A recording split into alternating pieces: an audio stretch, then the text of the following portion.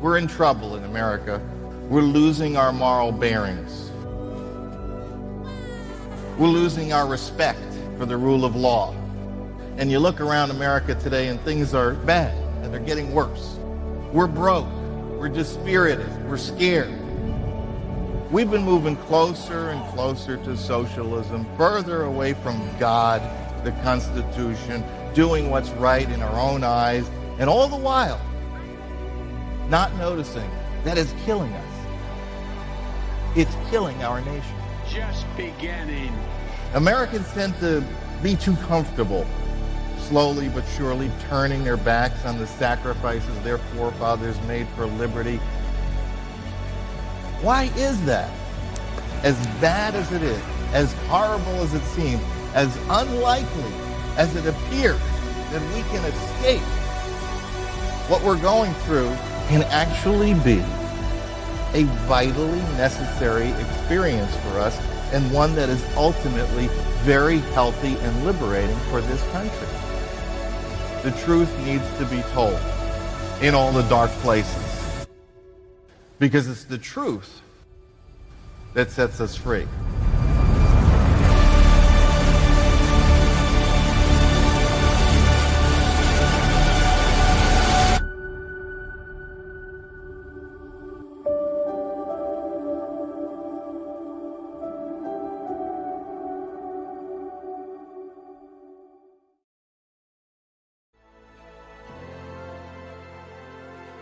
WorldNet Daily is live.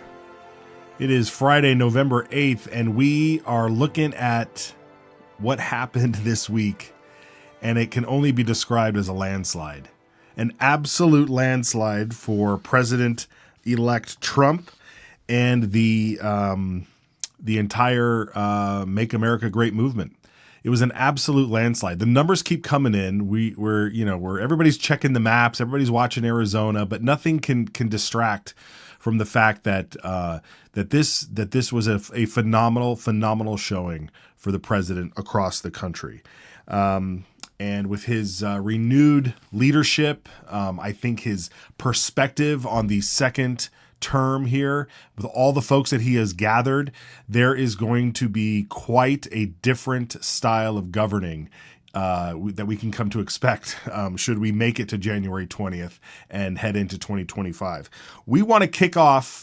We want to kick this program off today. I thank you for joining us as always. If you're going to leave some comments, make sure you throw it down there. We'll put them up on screen.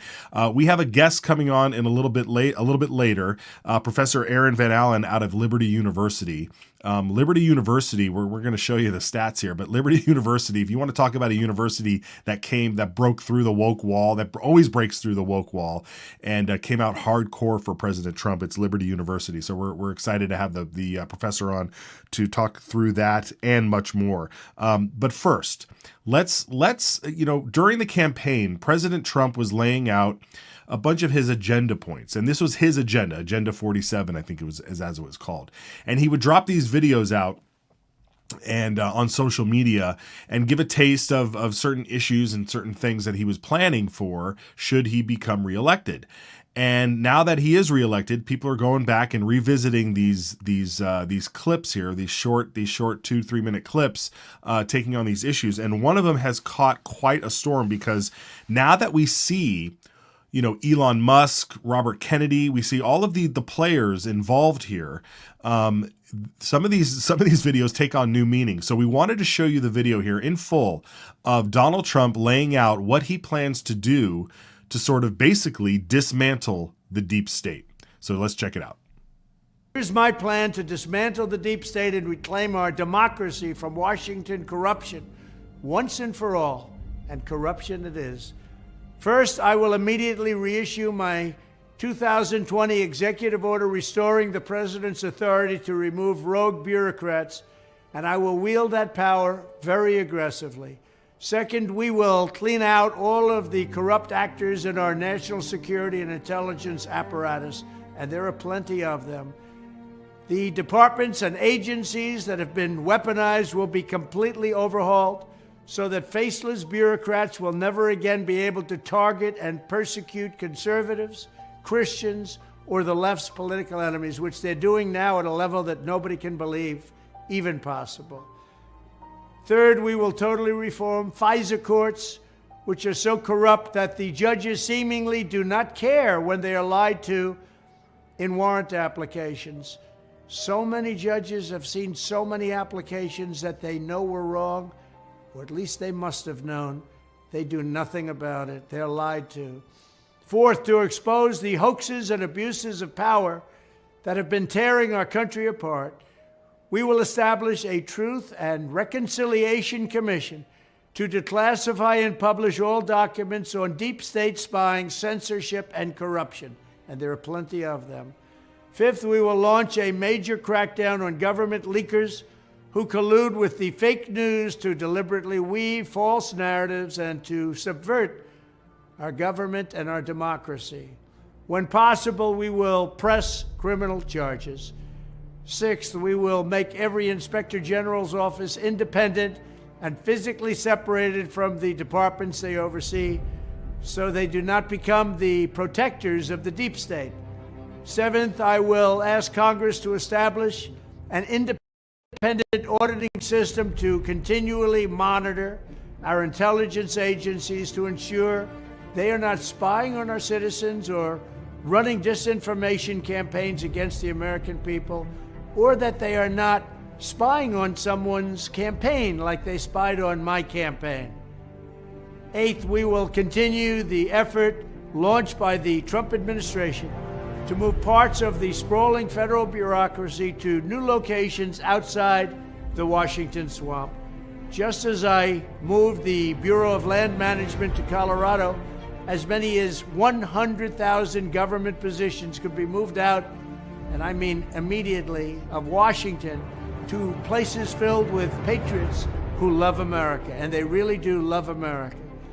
Ninth, I will work to ban federal bureaucrats from taking jobs at the companies they deal with and that they regulate. So they deal with these companies and they regulate these companies, and then they want to take jobs from these companies. Doesn't work that way. Such a public display cannot go on, and it's taking place all the time, like with Big Pharma. Finally, I will push a constitutional amendment to impose term limits on members of Congress. This is how I will shatter the deep state and restore government that is controlled by the people and for the people. Thank you very much.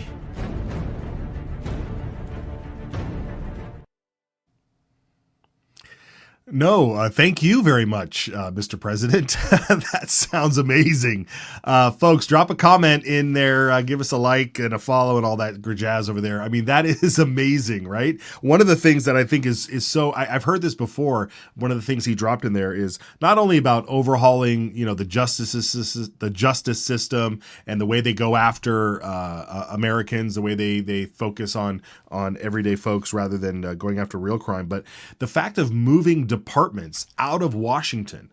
The Department of, I think he said the BLM management is now in Colorado. I mean, can you imagine moving the Department of the Interior and everybody that works there and just move that whole thing into sort of like the interior of the country, or moving any of the any of the departments that get left over from when Elon gets in there and smashes some of them, moving those out of Washington and getting some fresh perspectives, getting some employees that actually come from the grassroots, real American part of the country. When we look at the map, when we look at there's a county map floating around here, and when you just kind of look at that, you just kind of see like our entire country has been governed by these coastal elites, and to move some of this stuff around the country would be fantastic. So we're really excited about that. There is an article over at WND. Bob Unruh has popped it up there, and I believe we have a shot of that. So we're going to, of course, always head over to WND.com and make sure that you are following along with these stories. Let's continue onward here, because Trump is not even officially president yet, and the reaction around the country and around the world has been absolutely incredible. Check this out here. We have an image here.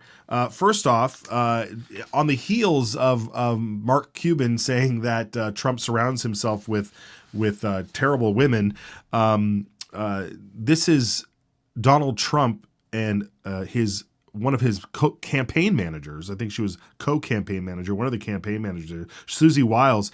She is going to be his chief of staff. And that would make her the first female chief of staff in United States history.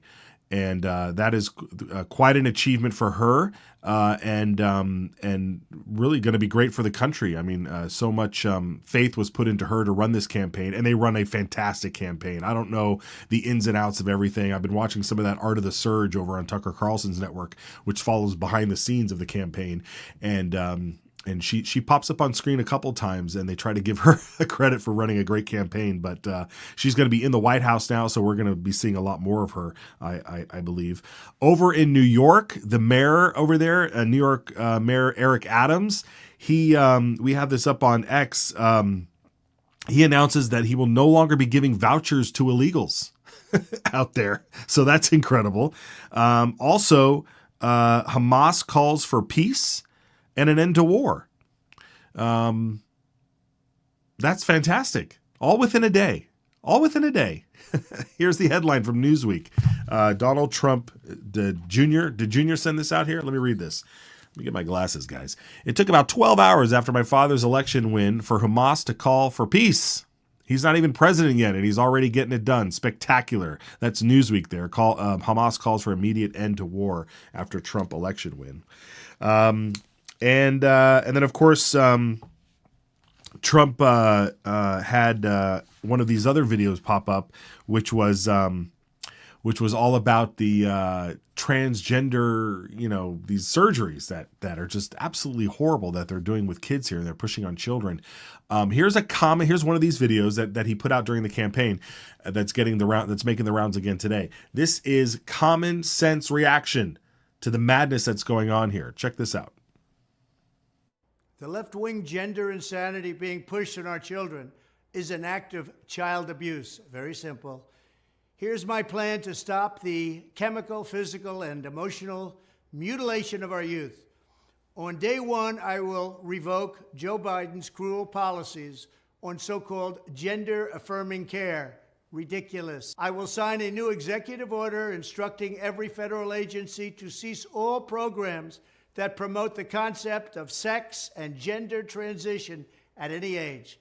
I will then ask Congress to permanently stop federal taxpayer dollars from being used to promote or pay for these procedures and pass a law prohibiting child sexual mutilation in all 50 states. It'll go very quickly. Furthermore, I will support the creation of a private right of action for victims to sue doctors who have unforgivably performed these procedures on minor children. The Department of Justice will investigate Big Pharma and the big hospital networks to determine whether they have deliberately covered up horrific long-term side effects of sex transitions in order to get rich at the expense of vulnerable patients, in this case, very vulnerable. I will ask Congress to pass a bill establishing that the only genders recognized by the United States government are male and female, and they are assigned at birth.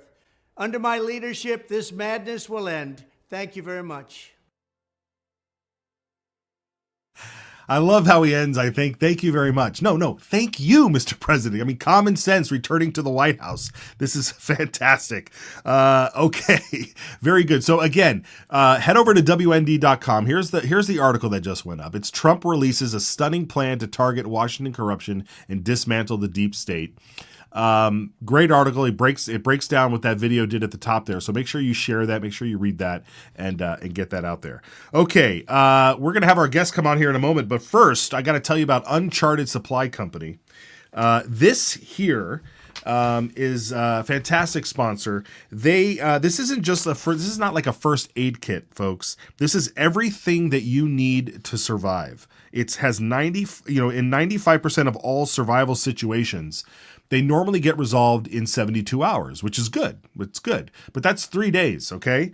And those first 3 days of any survival situation are critical. If you scan this QR code or head down into the description of the show, you'll find yourself a link that'll bring you directly to this. So you can get this 72-hour kit because having the right gear can mean everything and it means the difference between life and death. And so please scan that QR code, mention this to your friends, and get everybody on board, and get a kit for everyone in your household for this. So scan the QR code or look in the description for the link over there at Uncharted Supply Company.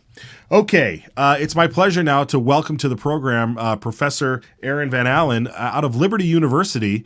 Professor, we haven't met before, but I thank you for joining us from the program. And correct me if I'm wrong.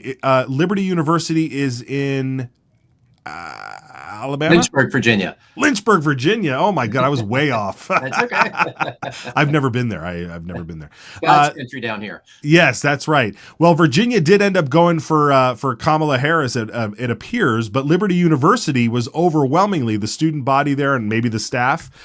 We have this statistic here: 96.68. I mean, they really get into the details there. They voted. That's the student body there. Voted for Trump. That is fantastic. What is the sentiment that first of all, let's just let me hear a little bit about you first before we dive into this. Tell me a little bit about your what you teach there at Liberty University and what your background is a little bit. Yeah, so I'm an associate professor of government here at Liberty University. I'm specifically in the politics and policy degree program. So a lot of our students that will go to, say, work on Capitol Hill will go back to their respective state capitals. We'll go to work on campaigns, maybe go to law school, things of that nature. Those are all of the students that we have, and I'm so fortunate with the wonderful, wonderful students that we have. Before transitioning to Liberty University, I worked for two different members of Congress. I first started working for Congressman Bob Goodlatte, who served 13 terms in the House of Representatives and served as chair of the Agriculture Committee, but also of the House Judiciary Committee, and then also worked for Congressman Ben Cline, who currently represents the 6th Congressional District of Virginia, and he sits on the Judiciary Committee, but also on the Appropriations Committee as well. So I was officially stationed here in the Lynchburg area and was responsible for constituent services, outreach. I also handled all of the Service Academy nominations as well, and then dabbled in some policy areas as well, like economics and energy and education. So I had a very, very fruitful experience in politics for several years, but then felt like the Holy Spirit was really calling me to come into academia full time. And I'm glad that I followed that calling and that I'm here on campus. Yeah, that's great. And so a lot of work in Virginia. Are you a Virginiaite yourself? I am, yes. All right, very good. All right, so you get to stick around your home state there. That's great. Okay, so then let's get into this. So then what is it about Liberty University? I mean, I know a lot of people already know the history of Liberty, but maybe they don't. But like, what is it about Liberty University that has that kind of turnout for President Trump? Yeah, I would say more generally, I think that it's just our students are civically engaged. I think that they understand the need to get out and vote, and the Get Out to Vote campaign that many of the leaders and our students that were involved in over the past several months. It was really impressive to see just how students understand that it's important for us to practice our right to vote. And you saw students that were registering weeks beforehand, but also you had several students, a large majority that registered to vote the same day. And so I think that initiative was a huge success on campus. I think it's great that our students understand that civic responsibility that they have, and really pleased to see the turnout that they had on campus as well. Yeah, absolutely. And one of the folks that's really engaged in getting colleges and college conservatives turning out the vote for conservatives across the board is Charlie Kirk and his Turning Point USA program. Here he is tweeting out. It's a long tweet here, but he kind of gets to the gist of it. That holy cack, I can't even. Can you guys zoom in on this? There's no way. This is really small. But basically, he's talking about how Trump won. And I can't read this. This is incredible. It's Miami-Dade is swung huge in the other direction for Trump. Hey, thanks guys. Maybe I should have printed it out. That this year everything changed. Mitt Romney what he did before sort of bled out the suburban and urban areas, but Trump came back in 24 and changed everything. He made America redder than before. Miami-Dade County is 22 points more Republican than it was 8 years ago. Cook County is 11 points more Republican. Trump made Boston, Detroit, New York City, Fairfax County, Memphis, Philadelphia, all more, at least 5 points more Republican. Look at this. Starr County in Texas is 98% Hispanic, and it never voted for Republican in its entire history until Tuesday. So we're just seeing this across the board. And I think, is there a map at the bottom of this tweet here? Yeah. Now, and Professor, I don't know if you've seen this map here, but it has arrows on it. And the longer the arrow, the more the bigger the impact that Trump had on that particular area. And there's a lot of red arrows trending Republican, meaning that particular county went more Republican than it did last time. And if there's a blue one, it meant it went more Democratic than it did last time. There's a lot of red on there. What does this tell you? I think what it means is that Democrats are really going to have to take an assessment of what not only happened in this election cycle, but also is what they're espounding, their ideology. Is it still relevant within the United States today? If you go and look at some of the shifts that occurred, and I've been combing through these for the past 2 or 3 days, if you look at some of the shifts which inevitably occurred, I think it's one that a lot of, at least some of the polls that I look at, that I really rely upon, it was on everyone's radar that Trump was playing very well with specific groups. We just didn't know that it was going to be this big of a jump that was there. So, for example, most 18 to 26-year-olds tend to vote a little bit more to the left, and that's what we've seen in the past 10 to 20 years. That really shifted, particularly amongst 18 to 24-year-old males. We also saw that there were some shifts amongst not only those that live in the suburbs, where Vice President Harris really had to run up the numbers there, and she just didn't do that. More specifically with suburban females as well. And about 6 months ago, there were some concerning numbers for the Trump campaign as to how suburban females were going to vote for him. That was completely eviscerated. You look at, say, for example, the Latino vote. Historically, your Venezuelans and your Cubans, they are going to overwhelmingly vote red, but Puerto Ricans, they have historically voted blue. And even though Trump lost the Puerto Rican vote overall, you see the drastic increase that he had in the headway that he made in that regard is nothing short of extraordinary. And I think ultimately what Democrats are going to be asking themselves is what we're expounding upon, is it still relevant? And what we see with the message from the Trump campaign and his overwhelming and resounding victory is that it's not a temporary fad or a fashion. This ideology is something that's here to stay.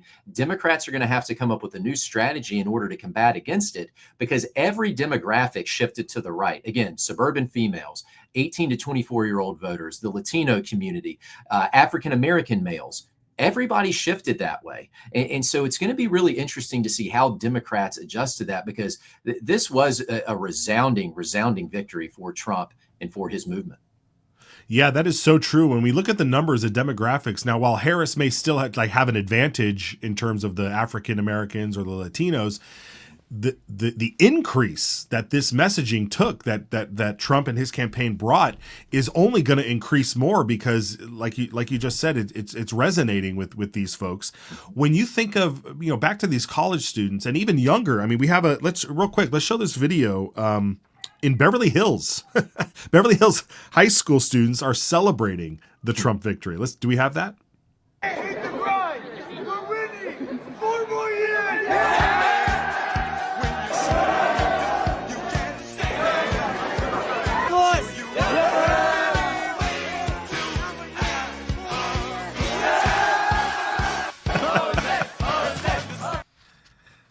That's great. That's great. I mean, those are future maybe Liberty University students, right? Mm-hmm. I mean, it's incredible to see. So I have to ask you this, being on a university campus where you either have students that are completely apathetic to everything. They're just focused on their one issue or their goal at the university, or everybody's really engaged. Do you get a sense that the wokeness that has overtaken the university system for the past 20 years, 20, 30 years, has overplayed their hand to the point where you see reactions like that of even high schoolers.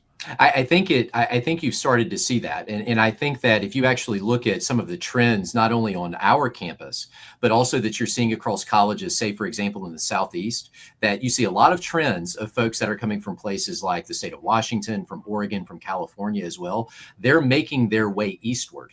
And what I hear from a lot of my students is that in the classroom, especially in their high schools, I wasn't allowed to have a free opinion. I wasn't allowed to be able to state my opinion without having some type of pushback, even from my teacher in the classroom. I was essentially told what I was supposed to think and not how to think. How is it that I'm supposed to think critically? And that's something I teach, for example, a general education course that has a lot of freshmen. I'm teaching that course this semester. And the very first thing that I attempt to establish with my students is that this isn't going to be a classroom where I'm going to come in and I'm going to tell you what you're supposed to think. That is reserved for the Almighty himself.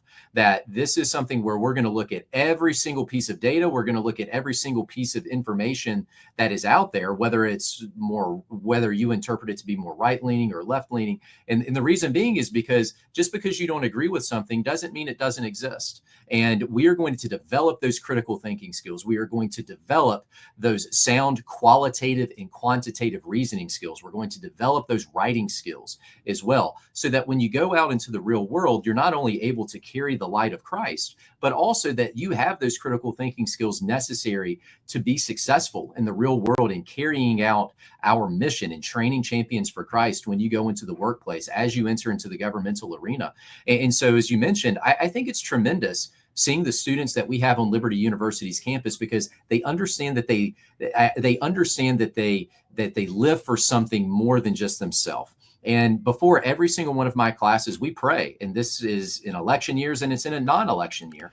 And one of the themes that continuously popped up with my students that makes me so proud of them is that they had stated before the election that no matter who wins, that Christ is on the throne. And that just proves how engaged they are, the rationale and really the motivation of why it is that they do things. And so just being on this campus and seeing the growth that they are making intellectually, spiritually, academically is nothing short of impressive. And I'm so proud to be part of that as well, to be part of this mission that we have here. Wow, that's incredible. I know our audience is going to love hearing that. And Liberty University has been around for a while now, and so this is what we hope to expect from a university like yours. Now, that being said, though, even if it was 96+% of those that responded to whatever poll that was taken. I would imagine there's still room for debate. There's still room for discussion. When you, as a professor of government here, when you run these classes and you're trying to be as objective as possible, what happens? What do you see when folks disagree in the class? Do people get triggered and snowflake themselves out of existence and cry off and go into the corner and shoot one of those crying videos? Or are those that disagree, are they able to get through it and have a good, fruitful discussion? They're absolutely able to have that. Our students are so impressive. It's shocking that on a college campus that you should have freedom of opinion, that you should have freedom of thought, if you will, right? Even at a Christian university, I thought it was all about handing out Handmaid's Tale robes and stuff, right? It's our students, and we do have students that are in fact here that they deeply believe in the gospel and they're devout believers themselves. They may just have disagreements on how politically that things obviously play out with some of their counterparts. And I allow those debates to play out in class. I moderate those debates. I'm there attempting to posit some of those dialogues within class as well, because when they get into the real world, they cannot emotionally break down. If they're going to Capitol Hill, if they're going to their state capitals, they have to be able, number one, to be an ambassador for Christ. They have to be an ambassador for the gospel. They have to be able to put their emotions aside, and they have to be able to think objectively. They have to utilize those critical thinking skills in order to accomplish the goal that they inevitably have. And our students do that, and they do have disagreements, and those do in fact exist, but they are able to have constructive, civilized conversations. But more importantly, they're able to have conversations that are based in fact, in rationale, and it's not simply based on emotion. And the quality of students that we are recruiting in that regard is nothing short of extraordinary. And quite frankly, it's a pleasure to watch every single day. Yeah, right. Well, God bless you. I mean, that is the way to do it, because down at that high school in Beverly Hills, the principal issued a statement that basically, I won't read the whole thing here, but he cites a bunch of code from the school district about having political rallies, about assembling, and he basically tells everybody, you can have your opinion, you can voice your opinion, you just can't get together and assemble and celebrate and hoot and holler like he saw in that video. And so that's not the message we want to send to kids who are growing up in America and celebrating something that is important to them. I mean, that's Beverly Hills. The Los Angeles Dodgers just won the World Series a week or two ago, and I'm sure there were kids celebrating there, and we didn't get that message from the principal. So I applaud you for voicing what you just said and having a university on the front lines that really encourages that kind of thing. I want to show you another image here about what's happening in California. Speaking of California, these are the results from 2020 compared to 2024, and Professor, you're a man of faith, so am I. I mean, if we're praying for change here, for God to do his thing, you don't have to look too far right now to see that map and see what's happening when people are getting engaged and believing that change can happen for the better. This is the 2020 map, is where all the counties that went for Trump in 2020 versus what happened in 24. I mean, is it, as someone who's a professor of government, what does this tell you as well? Well, I think the fact that it's California, it's I'd love to see I'd love to be able to go in and research a little bit more data with some of those areas. But just generally looking at this, one of the things that it tells me is that there is the potentiality that one of the items that continuously popped up within the exit polls was that most Americans voted with their wallet.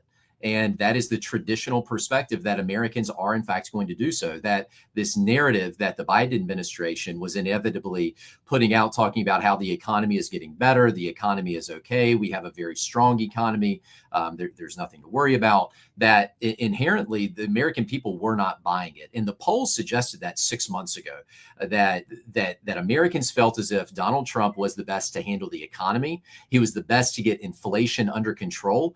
And it mirrored that. And you saw, again, those demographic shifts. Say, for example, if you look at the number with regards to employment or wage increases from the Latino community or the African American community during President Trump's first term in office, it seems as if they returned back to President Trump and said, you know what, things did not get better under President Biden. So I'm therefore going to shift that attention back to President Trump because things were a little bit better under him. And all of the exit polling data shows that as well.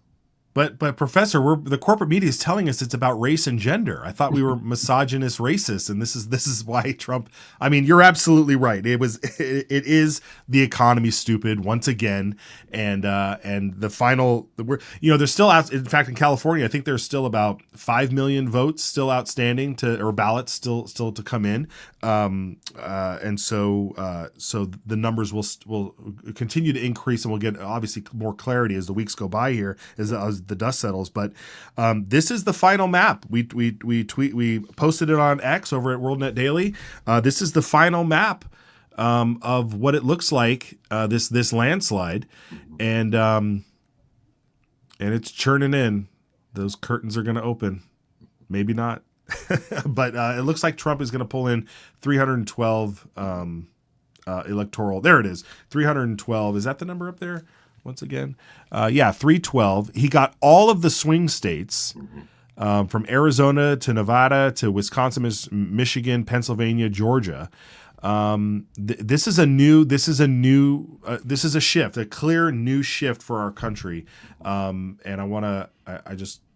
we just have to point that out. I mean, it really, everything that you've been saying, I think, has been on point here. But let me talk about Virginia, because Virginia, I thought Virginia was on the table. What's your take in your home state there? Yeah, I actually I did an interview with the Fox affiliate that's based out of Roanoke, Virginia, WFR Media. I did an interview with them over the summer where there was some new polling data that had come out, and this was prior to President Biden dropping out of the race, and it really showed Virginia being in play. And I actually had stated that I thought Virginia was in fact that swing state, the 8th swing state. Yeah. And inevitably, when Biden dropped out, I said, well, I don't necessarily know that that's the case anymore because now everything has shifted. And I know that there were a lot of folks that thought Virginia was going to be more so in play, or excuse me, that Virginia was going to flip. I was never really sold on that personally based on some of the data that I was seeing. But you did see, and I was convinced of this as well, I thought that Virginia would shift to the right, which it inevitably did. Sure. See is that Harris did not outpace Biden in the Commonwealth of Virginia in comparison to 2020. That lead went from +7, I believe it was, down to +4 or 5. And Trump really made inroads, particularly like what we mentioned a moment ago. If you look in those suburban areas where Harris really needed to run up the score, and she just didn't do that, President Trump really ran up the numbers in those localities that are bright ruby red districts. But even in those areas like in Northern Virginia or even in the Tidewater area, many of those areas shifted to the right. So this is room for, this is something that I think the Trump administration, but Republicans writ large, that they can take and use it as motivation to build upon this well into the future. Yeah, and make no mistake about it. I mean, a lot of the DC folks, a lot of the DC class, their jobs are on the line, right? And they live in Virginia. And if you look at that map right there, Loudoun County, for example, Loudoun County, it moved to the right, and that is our Fairfax County. Moved to the Fairfax. Right. Yeah, Fairfax. Fairfax County. Fairfax specifically moved to the right, and that is a huge shift for the Trump administration. Yeah, very good. Well, it sets up for the future. Whatever Republican comes in and runs in 2028, I think it's going to be theirs to lose, based on this trend if this continues. All right, I'm gonna do a quick sponsor hit right here, Professor, and then I want to get your reaction on some of this other stuff. Are you good with that? Absolutely. Okay, awesome. What do we got, guys? Are we doing? What is this? Why don't you throw it up on the screen and I'll just read whatever pops up. Oh, yes, the Zelenko protocol. Folks, you got to scan this. You got to scan that QR code and get 5% off using the code WND for the Zelenko protocol. This is a medicine kit that has everything that you need. I mean, if you're coming down with a cold or flu season and that sort of thing, what we've learned through COVID, and again, I'm not a doctor, but what we've learned through COVID is that you want to treat what's actually causing your illness, which is the inflammation that's going on. All the stuff that's out there on the market, it treats the symptoms, NyQuil and things like that just try to help you get through it all. But if you really want to attack what's going on, consult with your doctor, head over here, scan that QR code, use the promo code. The link is in the description, and get yourself a hold of the Z-Stack here, the Zelenko protocol. So please do that. And again, I'm not a doctor, but this stuff works for me. So, all right. I wanted to get your reaction. We had some fun stuff that's happening around the internet, and you're at Liberty University, so you may not see as much of this stuff as is happening on other campuses. But where am I? Actually, do you watch much network news? Much of this corporate media? Have you seen what Rachel Maddow has been doing? I have not. I tend to gravitate more towards books than TV these days. Very good, very good. Well, here's what you've heard of Rachel Maddow. Here is she doubling down on all the garbage and nonsense that she's been going on about fear-mongering forever. So let's watch this. Benefit of knowing, how this has gone in every other country that has been through a democracy to authoritarian transition. And sadly, there are a lot of them. We have the benefit of seeing what's happened in those other countries, though. And what we know is that the more ground the authoritarian takes, the harder it is to ever get that ground back. I mean, authoritarian. Someone could be an authoritarian and still operate in a republic. I would imagine, if you have an authoritarian mentality. I don't know what she's trying to get at. If she actually thinks we're headed down like the Zimbabwe route here. Professor. What can you? How do you respond to somebody who says that we're going to be living under a dictatorship, authoritarian dictatorship? Well, the first thing that I would tell you is that the American framers were very astute to the potential of human nature. That the American framers themselves have numerous guardrails within the American Constitution that literally protects against any type of a scenario. Here's what I will say: is that the American framers first and foremost understood that if you're going to give government to the people are the ones that inherently have to run it. And I think that part of the unfortunate aspect of society today is that we focus so much on fear mongering as far as who is in fact in power, and they're going to be the ones to take all of our rights, or they're going to abuse this, or we're going to abuse that. What would actually happen if we did what the gospel told us to do? What if we actually cared for our neighbor? What if we actually looked to those beside of us and we were actually doing what the gospel tells us to do, to give water to the thirsty, to give clothes to the naked, to give food to the hungry? What if that was inherently where our focus was, that we took the responsibility to that?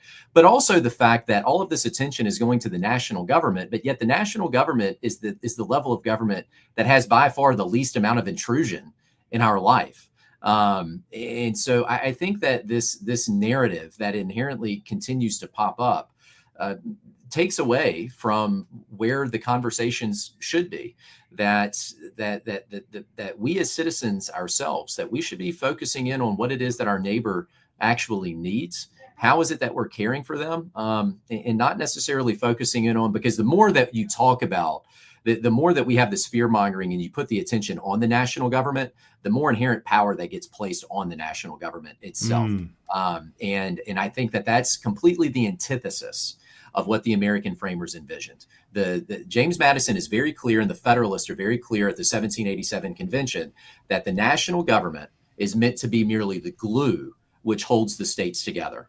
It is not meant to be that entity that overly is intrusive into the lives of the states and the citizens themselves. So the national government does play a role, but it is the people, it is us. We are to take that personal responsibility to be the ones that lead in our societies. Ah, that is so true, and we saw that play out. I immediately thought of, when during Trump's first term, during COVID, and how he kept saying, we're not going to be the ones that are shutting down things. It's up to the states to do that.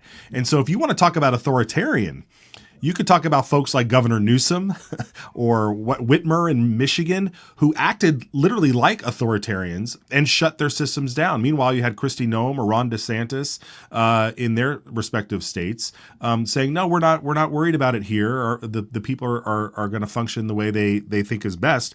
And so, yeah, it's a ton of gaslighting that's going on. But what it's really doing, though, Professor, is it's causing colleagues of yours in other universities to react in a way that some may be calling extremist here. Watch this clip here of these professors, and I want to get your reaction. This came across my feed this morning, and take note that these are not young activist Antifa members. This is like the class of elite, educated liberals. They're calling for militias to resist the election results. Devastated, Disappointed, distraught, cannot believe our fellow countrymen. and goddamn democratic. We're not done. We're not going to done. find out how to resist this. We might have to have our own militias now. And the midterms, just watch out. We're coming. Why do you think that was? Racism and sexism. Very plain. That's the backwash that Obama suffered. First of all, do you think that these old farts are going to join a militia? No chance. But it is very likely that this class of people are who are educating your kids in American universities and in our high school government classes. So they'll get your kids to join militias, but these two are not going to be joining a militia. Given the Abercrombie polo and the puka shells, my best guess is the only thing this guy's joined is a Mike Jeffries party back in 2000. Okay, great commentary there.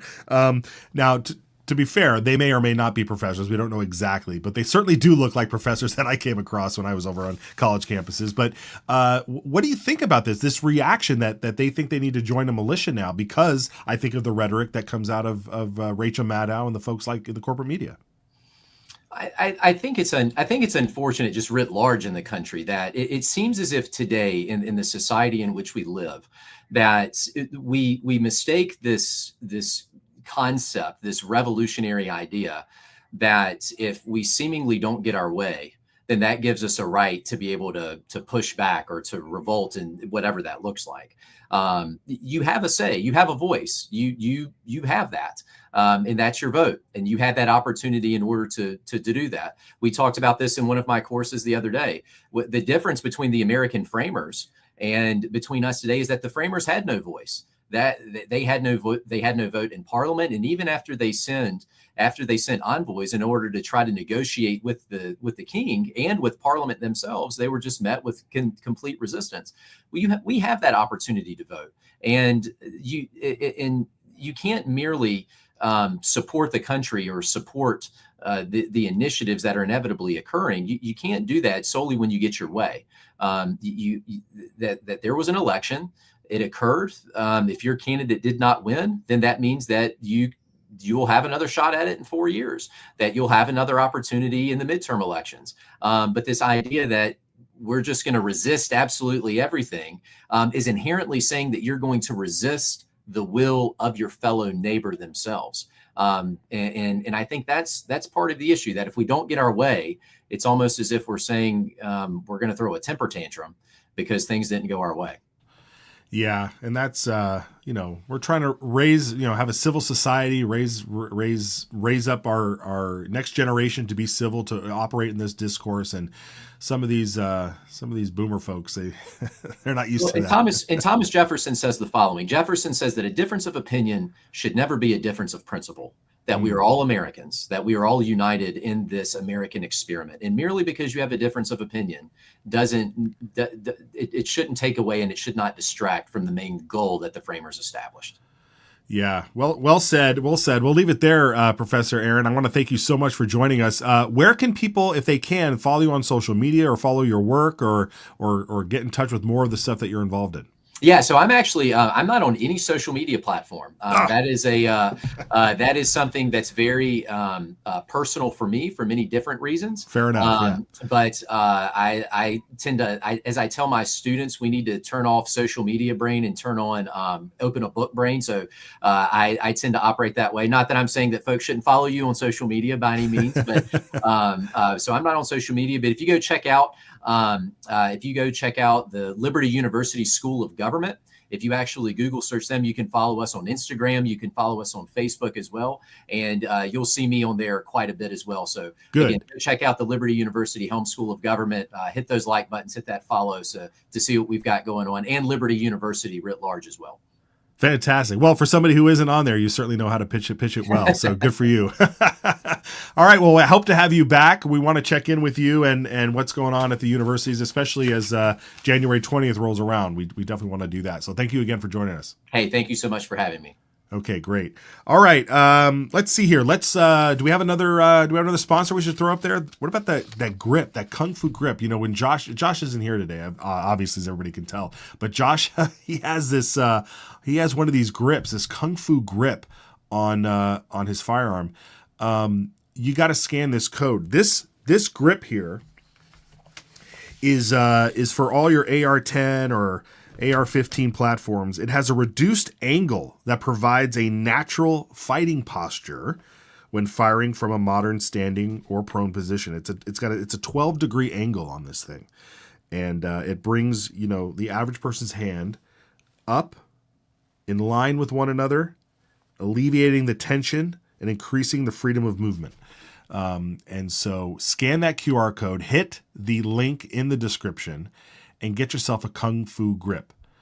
I need to get one of these. I don't have one of these, but I need to get one, and I'm going to. And when I get it, I'm going to compare it with Josh on the air. All right, we want to end the show with a couple of funny. Everybody's been sharing these reaction videos, and some folks have put up some compilations. So I don't know if we should play both of them. Whichever one you guys want to play both, play both. Otherwise, let's pick your favorite one, and let's go out with a bang here. I'm sorry! No! Why? How did we get get here? How did we get here? What in the Alice in Wonderland nightmares is going on right now? All I can say is how fucking dare you? If you voted for anybody other than Kamala. If you've lost faith in humanity, clap your hands. If you've lost faith in humanity, and this is your villain origin story, if you've lost faith in humanity, clap your hands.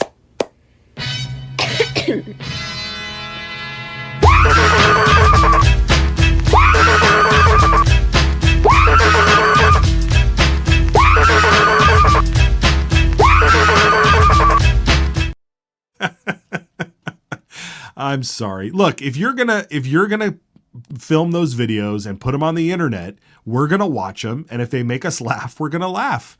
I do pray for all of you out there who are feeling distraught and feeling upset like those ladies are. It's mostly ladies too. Do you guys notice that? But yeah, I pray for you. I pray for you guys. Follow us on Instagram, guys. You got to follow us on Instagram because that's where you're going to find some more of those funny videos over on the Instagram.